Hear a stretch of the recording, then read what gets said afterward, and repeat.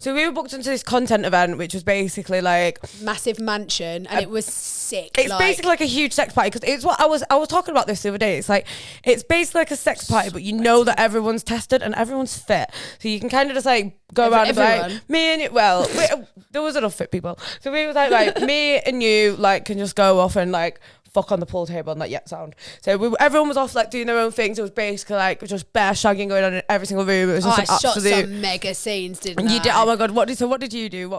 Hi guys, welcome back to Stripped Off with me, your host Gia, and today I'm joined by not only one of my best friends, but she's a successful OnlyFans creator in herself, mad vegan hippie, but I love her to bits. It is Georgie Weare. Say hi, Georgie. Hi. And yeah, Georgie is an OnlyFans creator, and she also used to be a stripper, just like myself. So we've got some very interesting stories to talk about today, ranging from OnlyFans to strip clubs, and I know Georgie has some wild ones.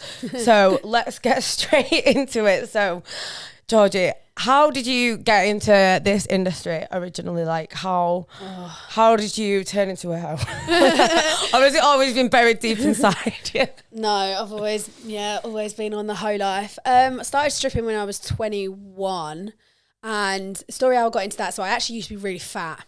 You used to be fat? Yeah, I don't think we spoke about this. Yeah, you used never to be showed me. Yeah, it used to be like the face was just like out here. And my sister used to work in a strip club, but just it's like taking the money behind the bar and all that jazz. She used to work at the local strip club, and one Christmas when I was fat, I worked there just to get some money, and I just saw like the power of these women, and I was just like like gods, like oh my god, these 6 foot goddesses, like holy fucking shit, I want to do this. But I was like a whale at this time, so I couldn't. And then I went to fast forward a couple of years, went to uni, lost all my weight in a naughty way. That's a different story. I was thinking like too much shagging, and then I was like, no. Pop the other thing. Hard in uni, me. So yeah, lost all my weight, and I started promoting for my local strip club, which was a bit of a dive. It was in Preston, where I went to university. We're dancing in Preston. Shout out, soz guys. It was all full of mums, and which is nothing against mums, but yeah. And when I was like leafleting for this strip club, everyone would be like, why are you not in there? And I was like, do you know what? I always thought about it.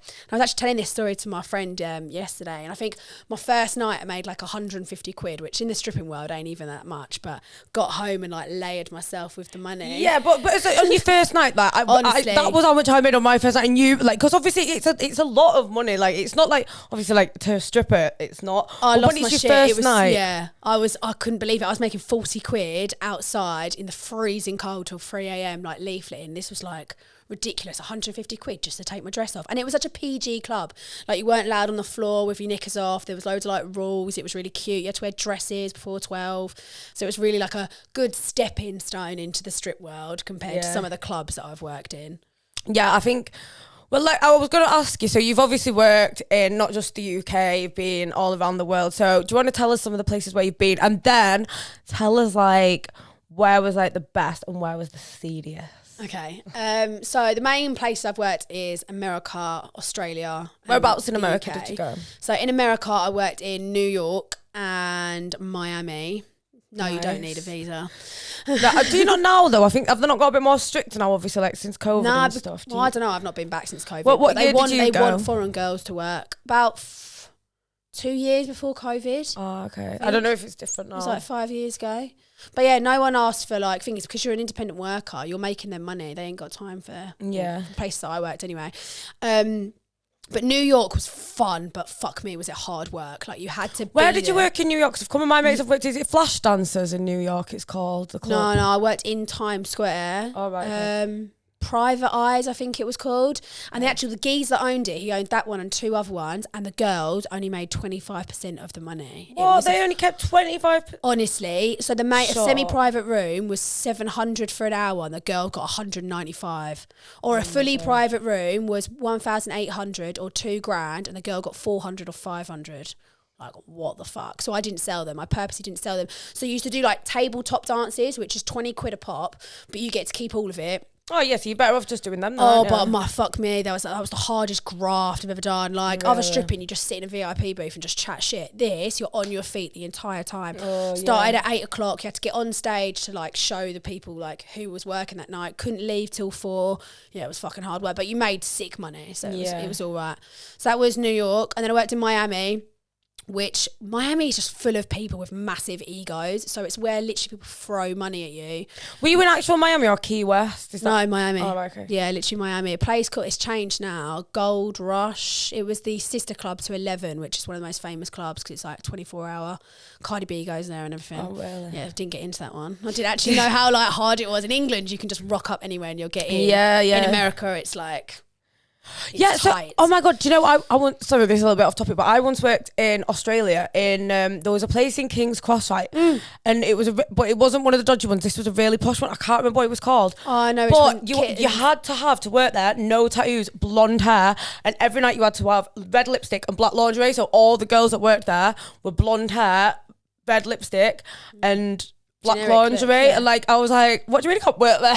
And I'm like, yeah, you can. Yeah, I know the club you're talking about. I worked in Australia as well. King's Cross was a mental street. It's all shut down now. Yeah, I worked at some like proper sketchy one, and there was like, why would I pay for a dance when there's literally brothels everywhere? And I'm like, I literally worked next to a brothel, and I actually worked at, I think, the club you're talking about. So in Australia, they had a lockout law, which meant after 1 o'clock, so the guys no one can come in after 1 o'clock. But I worked in a club that didn't serve alcohol. It was a bring your own booze, so that was like the loophole. So we stayed open, so you got people coming in, obviously they're bringing their own alcohol, so they're absolutely fucked. And it was a proper sketch. Literally, it was a brothel next door. Girls were doing bits, and my manager was literally smoking crack and ice.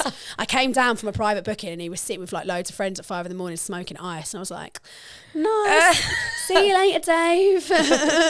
But to answer your question about America, Australia, and England, I'd say the seediest, not seediest, but like in Australia, the customer definitely gets the most. Like the dances are the most naughtiest. Like my dances, they were a minimum of 45 minutes in a club that I used to work in, which just is like, fuck's sake. And I used to like rub ice on myself because I'd sweat so much because I'm so unfit. But yeah, they definitely get the most. Like you can get the closest. They do like tip for touch out there. Oh yeah. Like obviously you can't touch like my fuff, but to touch my body and stuff, it's like an extra $100, and I got to keep that. And I often, because I used to make a lot of money in Australia, because in most strip clubs, if you take me and you, we go in together, we've both got to pay the same amount, right? In Australia, it was a fixed rate, but you could split it between a group. So I would just go up to a group of 3 lads and be like, right guys, I could do a little deal for you, make them think they're getting the world, and really it's just the same price, but they get to split it between them 3, but then I get 3 sets of tips from them. Yeah. So that was the role. So I made a shitload of money in Australia, but again, it was hard graft. And the stages were definitely the best in Australia. I used to make mad money on stage. Yeah, I remember when I worked in Velvet Underground in Sydney, we used to have them little guns, you know, like that you fill it up with. We used to have dance dollars in there, so it'd be like the guys would like pay like however much behind the thing, and then they'd get the equivalent in dance dollars. And then if they like, spent so much in dance dollars, they'd get the gun, and then they'd just sit on the stage and be like shh, and like make it rain, like making money go all over you. But then like the money would be everywhere, and you're like. Ugh. It was such a life. I do kind of miss it, because I like retired from COVID. What, from dancing? Yeah, like especially I didn't like, because I was having moments of like, how am I going to fucking end this? Like I'm like trapped in this industry, because you are like, why would you give up 16 hours a week making like $1,000 in like 16 hours? How could you give that up? And I would be like in the corridor cashing out, and there'd be like strippers that are like 45 pushing 50, and I'd just be like, oh my god, this is going to be me. I've got first class honours degree, but this is going to be me. And I definitely didn't think global pandemic was going to be the reason that I would retire. Yeah.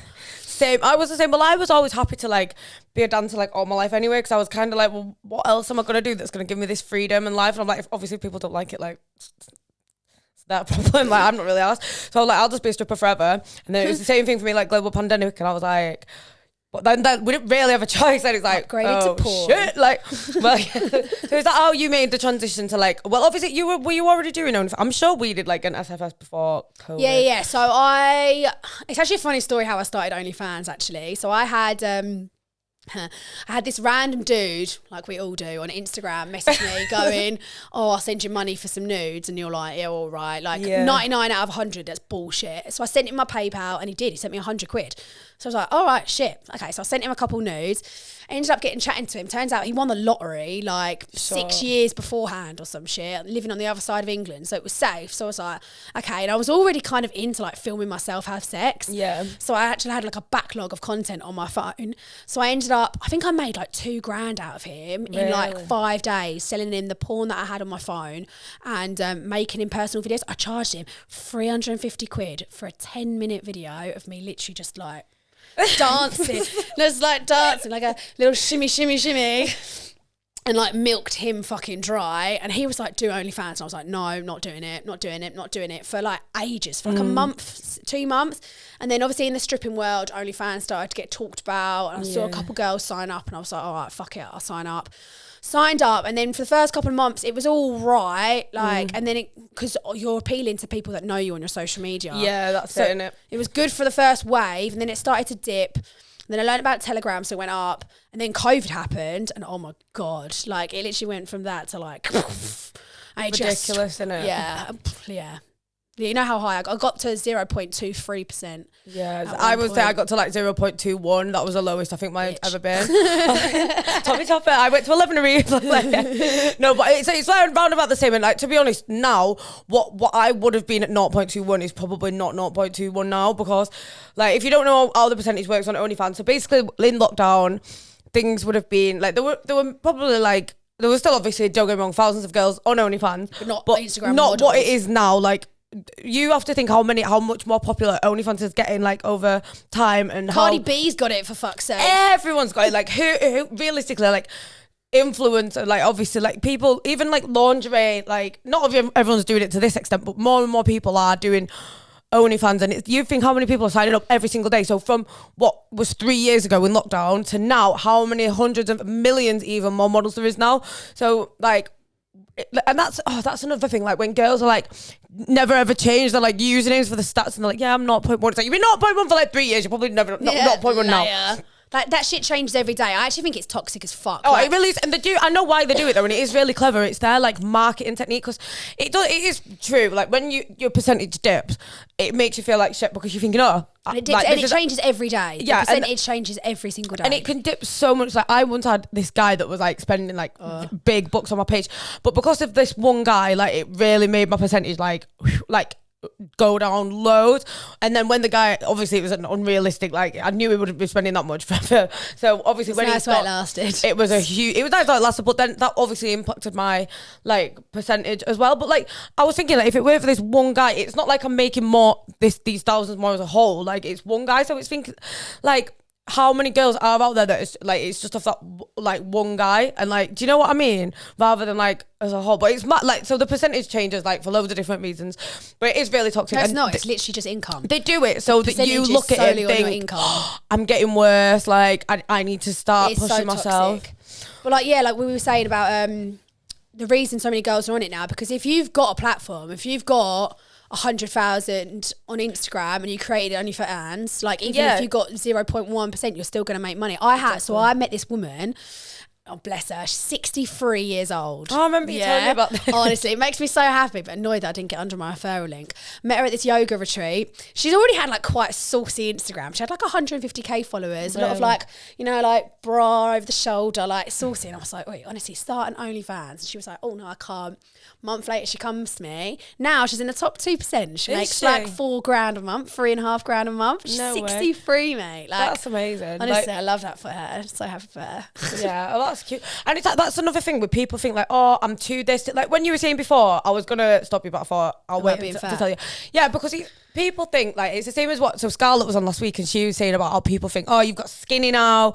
Like I bet you weren't doing this when you were bigger, and that she obviously was. It's like she was telling like how she like was literally doing it for free, and then people were like, charge for this. She's a bit wild, yeah. So, but like going back to that, like Scarlett was making money when she was beginning. Like I've not always been like, I'm not saying I'm skinny, but I've not always been as thin as what I am now. I did have liposuction, guys. I'm not taking all the credit. So like, but when I was but how do you think I paid for that liposuction? How do you think I've paid for all these like surgeries that I've had? I've been in this sex industry for like 10 years now, so That's the beautiful thing about OnlyFans though, because there's girls of all ages and size. Like you just 100%. Know, like people think like come to me and be like, oh, I'd love to start OnlyFans, but I can't because I look like this, and it's like confidence is what sells, and it's the same in the stripping world. Like I've seen girls in the stripping world who are literally so fucking fit, like you'd literally lie on the floor so they could crawl across you to get across the road. They're so honestly so fit, but they ain't got the chat. Yeah, and that's what a lot of it's all about. And I've seen girls that literally look like fucking roadkill. Like there's this one girl that comes to mind. She literally like a crackhead, and she made more money than me. And I can talk the talk. Like I know I look alright, but I know I can talk the talk, which is what it's all package, babes. Thanks, babes. Which is what it's all about. And yeah, I've seen some absolute cretins make money. So it's not about that. When I worked in Mugger, right, there used to be like, you'd think for Mugger that like the girls were mean, but the girls were actually like mega fit, and some of these girls were so intimidating. Like I was like, wow. And I remember this like one guy was like sat in the corner on his own.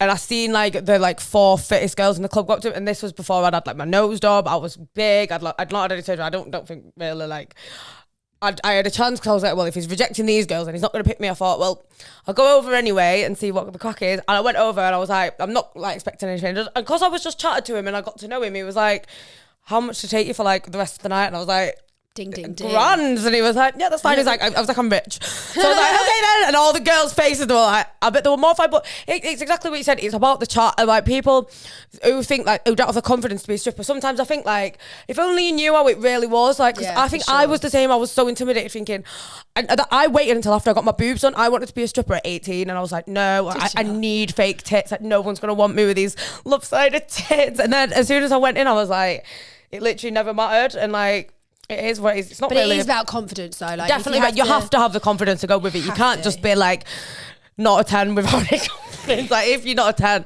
you kind of have to back it up. I miss the attention, we should do a night stripping together. Oh my god, why don't we go tonight? Oh my god, is there any strip clubs open? Oh my god, don't. Who wants to come Friday on a Wednesday? But I think, you know, going back onto the topic of stripping, right, we was on about this the other day.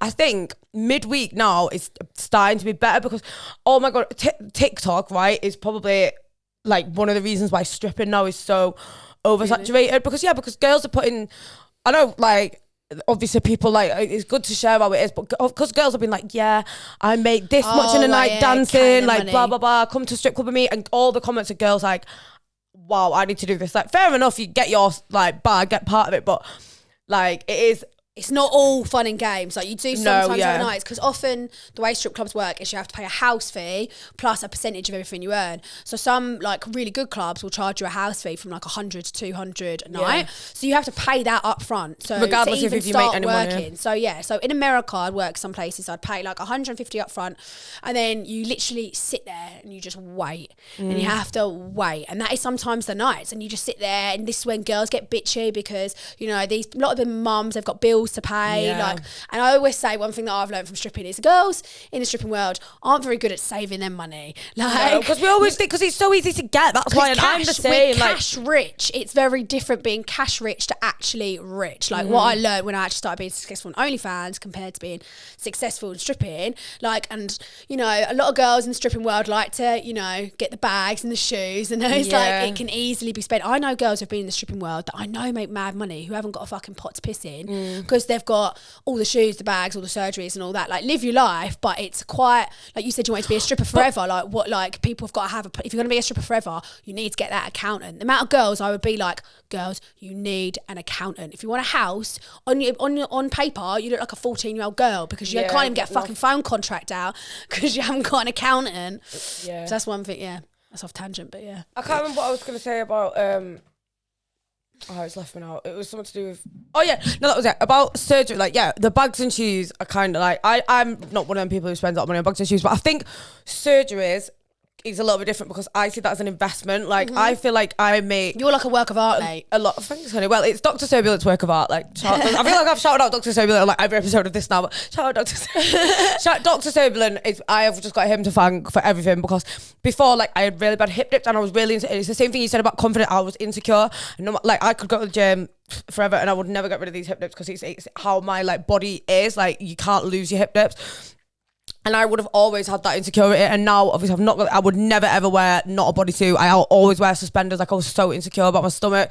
Even in the dance, I'd be like, not taking it off. And now I'm like, look at me. It's so mad because, like, something before I actually met Gia in person, she was like my internet crush for like fucking like 18 months, 2 years. And then I met her and I realised, okay, you're basically the same person as me. Oh my God, I really want to, this is like off topic, but I really want to tell the story of when we met for the first time in Ibiza. Let's get on to that now. We can always come back to this sex in history because this is actually a really funny story. We're not going to mention any names. Oh God. We're not going to mention any names. We'll just call them the boys. B and D. B and D. B and D. Oh, what a fucking night. So basically, me and Georgie had never met. Well, obviously, like I said before, we did something called SFS, which, if you don't know, is just a shout out for shout out. So if you're like, people who are on OnlyFans or in the industry, whatever, will like contact other people who are like around their kind of stats and levels to do like shout out for shout out, which is basically like Georgie would post me on her page, I'd post her on my page, and that's probably what I found is one of the best ways to get fans. So not if you anymore, like, isn't it? Used to be. Do you know what though? I think it is. I think now that for me now, because my OnlyFans is free, so I always just have it as like, you heard it here. Come to my page for free. And whereas I know now with paid SFS, like it's a lot more difficult. But this was obviously like back like 3 years ago. So we've known each other online for like 3 years, and then I was on holiday with Sophie, my other friend, and Georgie was like, oh, I want to come on holiday. I was like, come to Ibiza. So she was like, all right then. So Georgie booked onto our flight. Oh, it was such Georgie booked onto the hotel, and like we'd like never met, but I was like, yeah, I'll meet you in the hotel room. And then we got to the hotel room. Some guy knocked on the door. Oh my God. And he was like, don't say his name. I'm not gonna say it. Don't give him fucking clout, this smelly rag. This guy, he was like, oh my God, have you girls heard of Salado? And we were like, yeah. And he was like, well, have you heard of Salado? And said his name, and we were like, no. And he was like, well, I'm so and so. I was like, that's so irrelevant. You could have literally said made out that he was a massive DJ. He was like, yeah, I'm a huge DJ girl. And then he wasn't. He just in this hotel didn't change clothes. Wait, bear in mind, because we booked this last minute, we were in like the little cheapest, scabbiest hotel ever. Like, what are you going to talk about our frigid sleep? Well, so then afterwards we ended up going to Weare, and I went out the night before, and Georgie was telling me that I were internet question. She was like, this it's like you and this guy, and I was like, oh my God, like I've seen this guy, like he's really fit. And I went to Amnesia, and who was in there? The guy. Like, how random. We didn't even know he was in. Yeah, Georgie didn't come because she was bored. I needed my nights. I went to a day session, not doing day and night. Yeah, you like hardly went out for all. You were just like, my session days are over. Told you I'm a hippie now that does mushrooms in the woods and plays drums. But yeah, so you went out with him that night, messaging me, going mad, because it was mental. Because I was talking about this guy, said how fit he was, and then she meets him in the club in Ibiza. So yeah, we didn't even know he was there. And I was like, we've literally just been speaking about you like 5 minutes ago. But we ended up meeting up with him, going to this next event, and we literally had the best fucking night ever. I got the better one as well. She got the one that we both fancied, and I was a bit gutted, and I got the extra one, which the extra one actually turned out to be fucking way better. And then basically they ended up coming back to our hotel. Really spiky. And they were like werewolves. They were really spiky. They'd obviously both like shaved their whole body. It was just the most funniest night ever, wasn't it? And we had the most frigid sleepover. Like, we didn't even kiss them because they were actually in relationships. We're not the bad ones here. No. And it was just so funny. Like, one of them needed to piss, right? And obviously, when you're on drugs, you can't piss. And we could see through the window. She was going to me, he's touching him. I was like, what do you mean he's touching him? And he was like, he was playing with his ear roll to try and help him watching him like sleep, piss. We were watching him through the mirror because we were like, we were in the room and we were like laid on one of the beds. And I was like, oh, Georgie, like, what's going on in there? Well, they'd been in there, both of them together, like, for ages. But they'd left the door open, so we were like, and we could see him, like, through the mirror, and one of them was, like, caressing his ear. And we were like, are you okay? And they were like, oh, shit, we didn't know that you could see us. Honestly, these boys were so fucking fit. And the funny thing is, they had a room at Weare they paid £1,600 for the night for, and they came to our hotel breezer, which was €50 a night. And it was literally like a crack den. But it was such a fucking good night. It was. So that's how we met anyway. It was really fun. And then sealed for life. Yeah, we made the bond there and stuck ever since. So then going forward, I've shagged her since, so yeah, definitely made the I was literally just about to turn on to that. So now we'll talk about the first time me and Georgie had relations. Yeah. Have you ever played The Sims when it's like, woohoo? So we actually were, then after that, we both booked onto this content event together that was hosted by Lacey. Shout out Lacey. That was such a fun. And this story, oh my God. So where to even start? So we were booked into this content event, which was basically like massive mansion, and it was sick. It's basically like a huge sex party, because it's what I was talking about this the other day. It's like, it's basically like a sex party, but you know that everyone's tested and everyone's fit, so you can kind of just like go around and be like, me and you. Well, there was enough fit people, so we was like me and you like can just go off and like fuck on the pool table and like sound. So everyone was off like doing their own things. It was basically like just bare shagging going on in every single room. It was just I shot some mega scenes, didn't I? You did. Oh my God, what did you do? I did film my first boy girl anal cream pie scene, which was lovely, and then I did a male female scene. I got busy, mate. So I got my I don't ever wear makeup. Probably put it on like 3 times a year, and I put it on. Didn't I look fit? Yeah, you did. You looked smoking. I looked fucking so hot, and I don't ever wear makeup, so I can say it.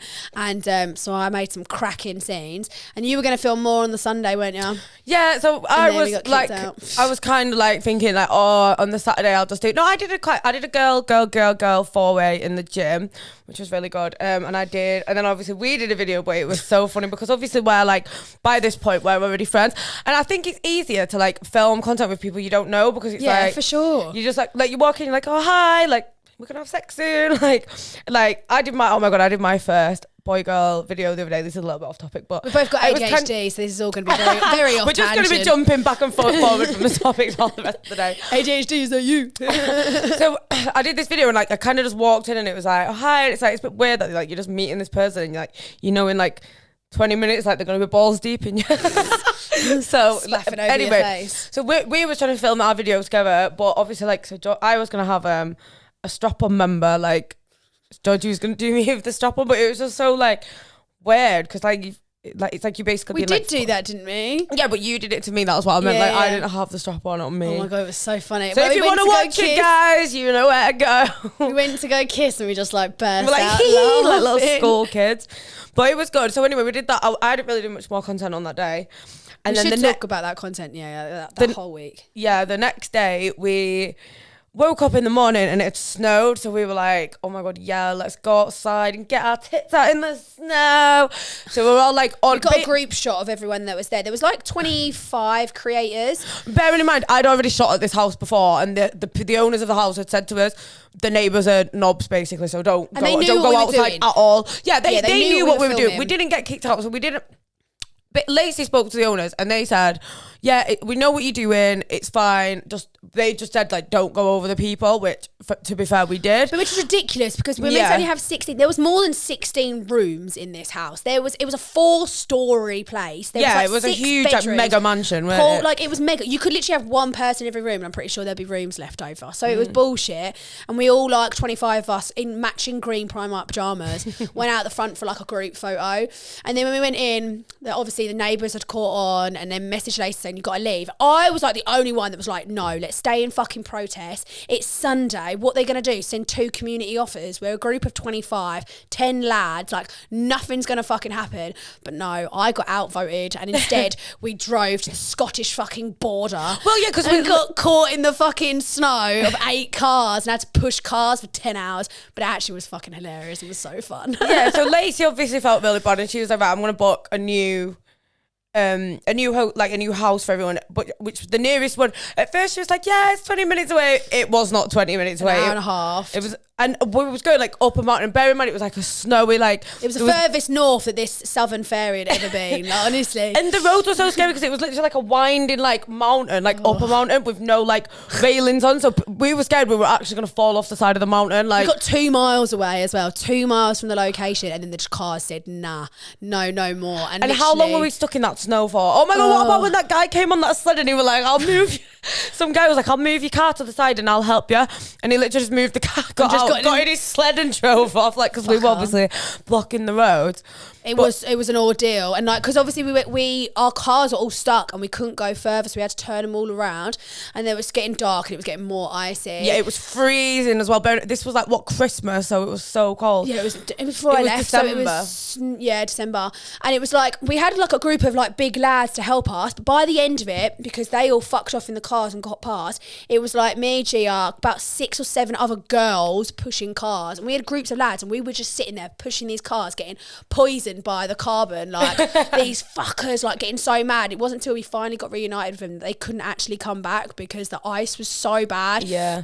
But yeah, it was, and then we ended up in a hotel that we all know what that hotel is. It's a budget hotel. Begins with a, and it got pretty widespread. It was like in all the papers. I think it was even on BBC. Like it was on BBC News, Lad Bible. God, basically there was a whole Mirror, Daily Mail, about everything.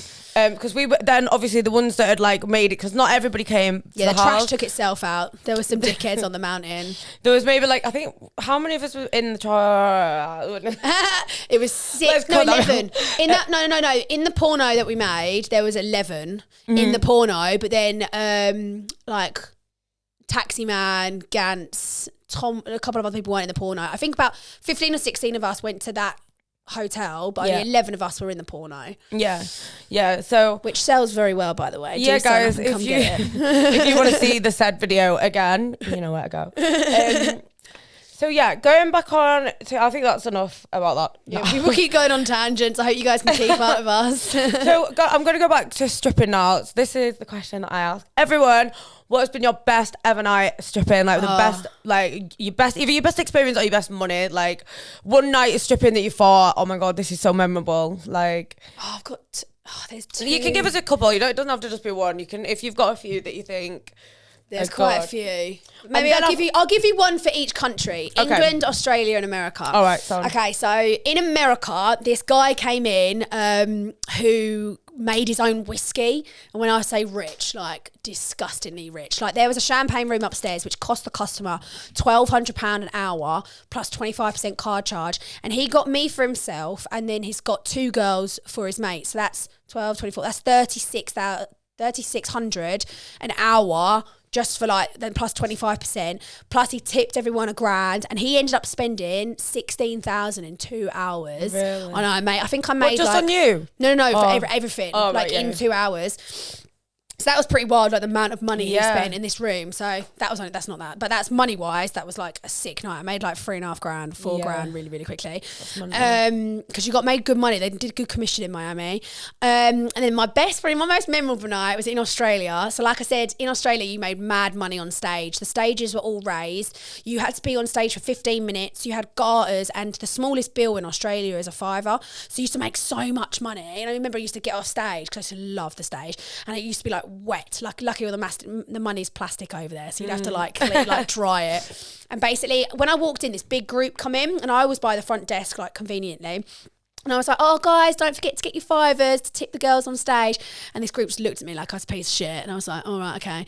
And then like 20 minutes later, I'm on stage and I see this group, and they're pulling out these green and yellow notes, which is the greens are hundreds and the yellows are 50 in Australia. And I'm obviously there like nips hard to go, like let's go. And they're like filling my guys with hundreds and 50s. They ended up tipping me 450 on stage, and I'm just sitting there like, what is happening? Like, yes, mate, this is the one. And then they're all talking about going to the champagne room, and I'm like, you fucking wait for me. So we end up going into the champagne room. So obviously getting booked out for the night in their massive group. Turns out they were the biggest fruit and veg suppliers of New South Wales, of like part of Australia, and they'd had a really good time, like for money or whatever. And so in Australia, the drugs are really shit, because especially really expensive. Like cocaine, like they were doing lines like this big, and it was shit. And so I was like, I'm not going to do anymore. And they were like, every time you do a line, you can keep the $100 bill. I was like, okay, sound. All right, like, so I was literally getting paid $100 just to sniff line, already made shitload of money on stage. They were tipping left, right and centre, and you're already getting paid to be there. So that was probably like my most memorable, my best night. Like I loved, that was such a fucking good night. I think I made like about $3,000, I think, that night. So that was pretty good.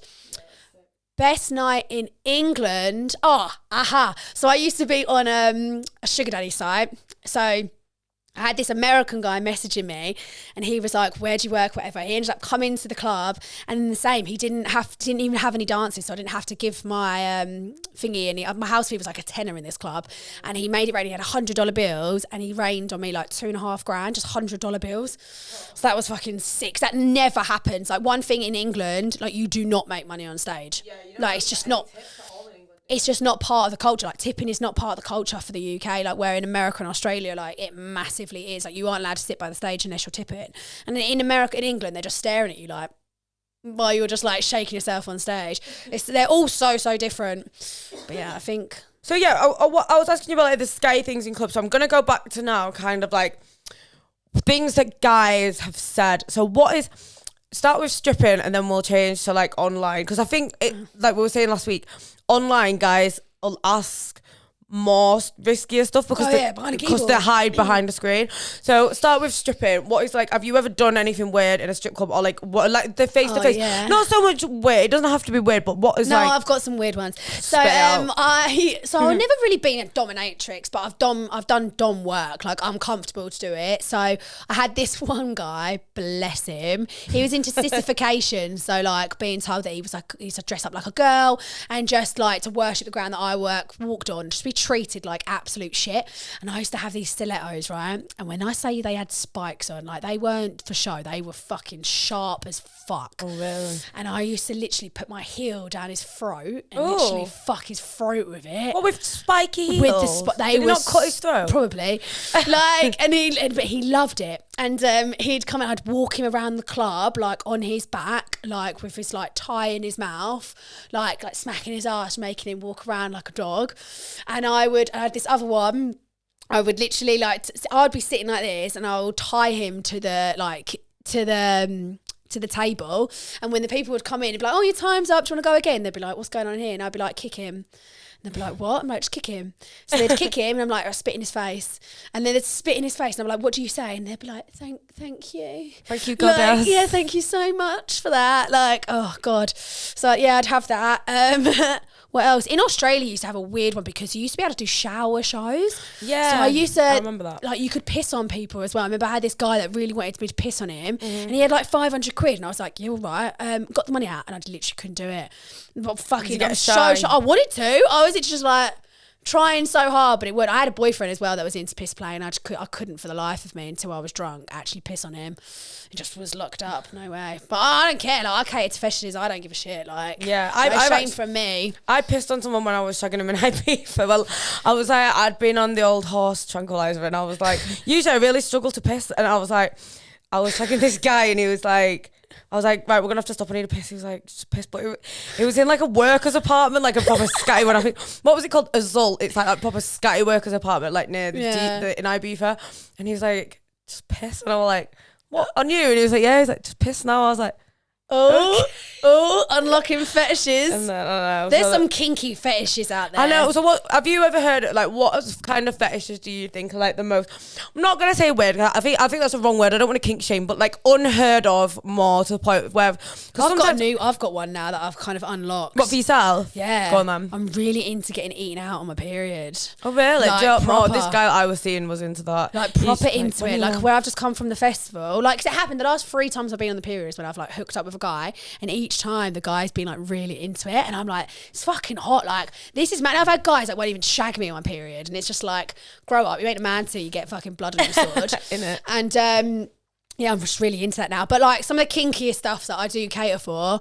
So I had this guy that's into scat porn. For those that don't know, that's number 2, and it pays really fucking well. Like, you've got to do it every day anyway. And I charged it. He got my PayPal banned though, the fucker, because he literally labelled it scat porn on my PayPal. If you don't know, on PayPal you can't even do anything that's to do with like OnlyFans, anything sexual. So like, if anyone transfers you any money through PayPal in the right, like anything to do like sexual, you'll get your account deleted.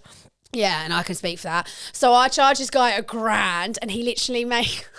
I've done a few videos for him, actually. He's actually a really fucking nice guy. And the good thing is, as soon as you make the video once, then you've got it and you can sell it. But I had to literally shit myself in the shower in these, like like period pants, like massive pants, and like sit down in it. But it was like it was a grand. It was a grand. I charged this guy for it. I'd do that for a grand. Here it is, grand. So I've done that. What other kinky ones are there? So I had this guy. This is quite not weird. Not gonna say it's weird because no kink shame. But he would pay me to. I did it while I was on holiday to go underwater and just open my eyes. Oh my god! I had a guy that used to pay me to do that. And he used to. It's definitely the same guy because that is different. Oh my god! Is he called? I can't remember his name, but I think it must be the same person. He's not bad looking as well. Yeah, oh my god! But did he have a girlfriend? Mine had a girlfriend. His profile picture was he would send a video of him in the bath going like this. Oh my god! That's like that guy as well. So he said that to me. He messaged me right. He messaged me on like Twitter or something, and then my friend, she had him as well, and she sent it to the group chat. So I knew it was real because I was like, she sent it to the group chat. She's like, oh my god, look what I'm doing with this guy. And he sent her like 100 quid for like a 30-second video of her underwater, like can you get in the bath and open your eyes underwater? So she was like sending it to the group like oh my god, look what I've been asked to do. And I was like, oh my god, so have I. Yeah, so I was like, right, I'm going to do it now. Because at first I didn't reply to the guy because I thought, neither did I. And then afterwards, like, he started asking me about the bath. And then I moved into a different house and I didn't have a bath. And then he messaged me being like, oh, can you do this? I was like, I haven't got a bath in my new house. And he was like, will you go out and buy a clear glass bowl and like put your face in the clear glass bowl and like open your eyes? I felt like a fucking goldfish. Did you do it? I did in the end, but I was like, How did you film that? That's what I mean. It was really hard. So I was like, I went and bought the glass bowl from Wilco, and I was like, and I was putting my head in the bowl, so I'm like this. But like, because I had to film it from like underneath, it was like making my eyes look like that, like really far apart. So in the end, I just messaged him. I was like, oh, look, I can't do it. And then I think after a bit, he like stopped messaging me. But I remember his name because I remember seeing his name. Like, he used to transfer the money. He's good looking as well. He ain't bad. Yeah, a massive kink is people into pegging. Like, yes. So I film pegging. I do basically every piece of little shit. Have you not just done a pegging content, or was that something else?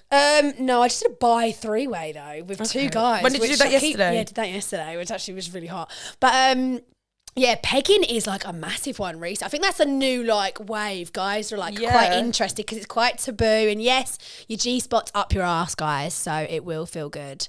But yeah, I've done pegging content and it sells so fucking well. And I would say that's my most popular. Like, people are like, and especially behind a keyboard on OnlyFans, because you said in stripping, but on OnlyFans, I would say that's probably my most requested thing. Pegging. Yeah. I think especially most recently in the last like 6 months, I think, especially because like, people making TikToks about it. Like, there's no shame on it now. Like, yeah, that's what people are definitely into. And people I've pegged, like, if you saw them and you had a conversation with them, you would have no idea.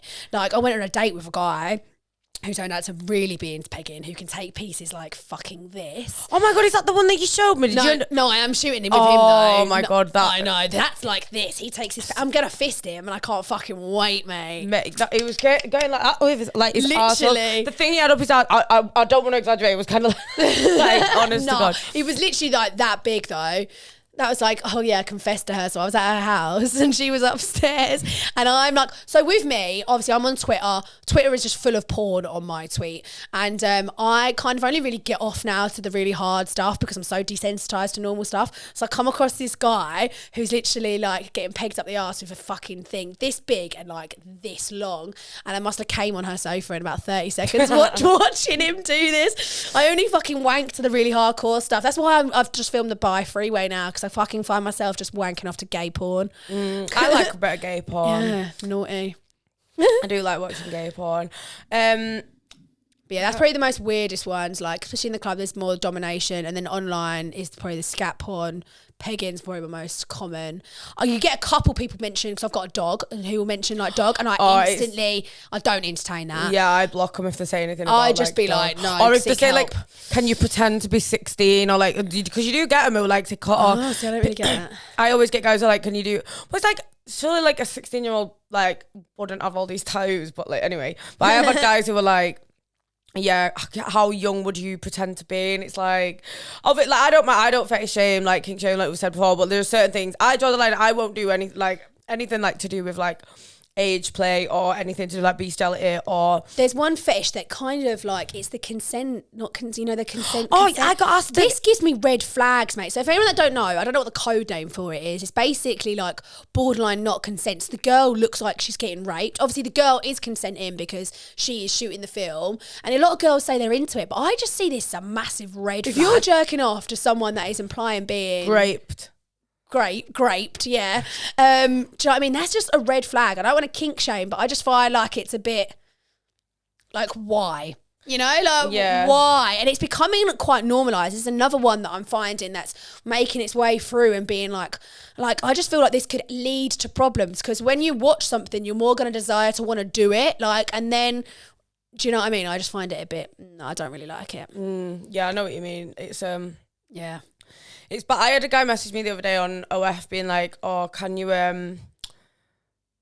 send me a video of you pretending to be asleep? And then like your boyfriend comes in and shags you while you pretend to be asleep. I was like, before I even got a boyfriend, I'm too like, I think that's against the terms and conditions. But I actually looked and it actually is on OnlyFans anyway. There's so many terms and conditions on OnlyFans now. Like we've been there, we've seen the evolution of this site and it's gone through so many. Like from... Yeah, I was like, especially when they were going to like completely just cancel OnlyFans altogether. I actually didn't even panic because I went on the Sidemen video just before that. So my OnlyFans was absolutely popping and blowing up. I got like 1,000 subs in like 5 days. And my friend was like, why are you not freaking out? I was like, because I'm just going to ride this wave. By the time I was still on that wave, they changed their mind. So I didn't stress about it, thank fuck. But that was sad what they did, like to actually scare so many people like that. And it's so many people's livelihood, like, but people don't realise that sex work is work. Like we probably pay more tax than you, we have bills to pay for ourselves, and a lot of us, especially when we made mad money in COVID, we've gone and got these mental houses, mental cars, we've got bills to pay, like to just take that away, like, and that's the sad thing about being an online business, that you could just get deleted, you could just get removed,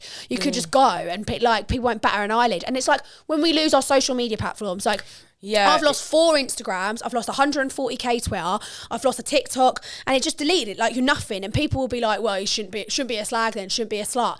Like, no, if you sold shoes and you had 140k Twitter and they deleted your Twitter, that would ruin your business. Yeah, like it can ruin our businesses. And it's like, we have to work hard for this. And it's sad because everyone masturbates. Like, do you know what I mean? It's part of, like, it's the oldest trade going and it's still got so much shame and stigma to it. Like, we're doing a job because you need the service because it's in such high demand. It's just, Yeah, I know what you mean. It's just one of them, it's like, but I think now it seems like it is getting less and less, like, frowned upon, which I'm hoping is the case. Obviously we've still got a very long way to go, but I feel like it's slowly but surely, with like the help of like social media and the fact that more and more people are doing it, like it's not great because obviously like it's making the industry more saturated, but it's also making it more like celebrities are doing it too. But yeah, like you're right, so like it's getting better with the people, but not with like the standards of stuff. Like, so the actual social media platforms themselves don't give a fuck about us. They will delete us unless they're making money, which is sad because when Bella Thorne signed up and literally scammed people, she's allowed to have her OnlyFans link in the bio. People that have got a massive following, oh yeah, by the way, if you have your OnlyFans link in your bio, you can just be removed. Yeah, they can just delete you have to do it like no warning. You have to do like a link tree. Or even like a second, I've got a completely second profile that I'll link it to because I don't even put the link tree. So even that's a risk. And it's sad because we have to step on eggshells, and it's like, this is our livelihood, like we've dedicated our life to it, and it's just, but like I said, it is getting better with the general amount of people, like it's getting more accepted, but actual, like, we nearly got cancelled because of card payments and whatever and all this kind of stuff, and it's just like, give over, like have a wank, chill out. So have you got any other like wild stories from like where you've been, like, did you not say you had like a guy in America? Yes, so I told you I'd done like sugar daddy life when I lived in Miami, because in Miami there is a ridiculous amount of millionaires and billionaires. So I had this billionaire sugar daddy, people coming at me going, she's met a billionaire. Just because it's not in your reality doesn't mean it ain't in my reality, all right? Because I spoke about it before and everyone's like, oh, she doesn't know who a billionaire is, but yeah, I fucking do. So basically, met this fucking billionaire. And he was an arsehole because he's a billionaire. People with that amount of money are arseholes. And I was seeing him as a sugar daddy for a while, like living off the riches of that, which is just great. And he was like, right, I don't want you to be my sugar babe. I want to date you. And I was like, all right, but I'm going to tell you how it fucking is. I've had so many girls be like, why didn't you just keep your fucking mouth shut? But I can't have someone disrespect me. So it didn't last long because he's just an arrogant arsehole. So I ended up like telling him how it is. And so it ended. Fast forward, I get with a guy in America doing the long distance, and then I'm about to get back on the plane to go there, and turns out this billionaire sugar daddy had basically, I'm not banned from America, but he got my visa revoked, all from a phone call, because money controls the world and power, and when you have that amount of wealth, you can literally do anything that you want. And he made a phone call. I had to go to the embassy and sit, because I thought it was because I was a stripper and they caught on. So I went looking like shit. I took loads of poker receipts to show that I'd made money that way, and it turns out it was nothing to do with that. They made up some bullshit that literally didn't make any sense, and it turned out it was him. It was just this sugar daddy that made a phone call because he was so rich. So yeah, I'm not banned from America, but So you're not allowed to go back then? Well, I have to go to the embassy. But even that, so I know other OnlyFans girls who have gone to apply for a visa, said they do OnlyFans, and America has just straight up banned them, which is mad because OnlyFans is booming over there, and they do AVN awards, they do everything, but like they just can be like, no. So I don't think so, because if I go, I have to go to the embassy and apply for a visa, and I only do OnlyFans. That's where all my money comes from. So I don't know quite how I will be able to work my way around that. But it's sad because I do want to go there just for at least for a couple of weeks, just to shoot with some of the massive people over there. Yeah, that's the thing, innit? But we'll see. Well, hopefully you can get that visa back and you can fulfill your American dreams. Go get the massive dongs in America. Size queen. So, I think that's everything that we wanted to talk about today. I think I'll definitely be getting Georgie back again in the future because we've got many more things planned together this year that I'm sure we will be wanting to talk about in due time. So, thank you so much for watching. Make sure that you like the podcast if you're listening on Spotify, and that you subscribe if you're watching on YouTube, and don't forget to like and comment as well. Georgie, what's your Instagram if people want to follow you? Georgie Weare 97, and you spell Weare like We Are Festival. Because Georgie's dad owns We Are Festival. He doesn't. But yeah. So thanks again for watching, guys. I hope you enjoyed the podcast and take care. Bye.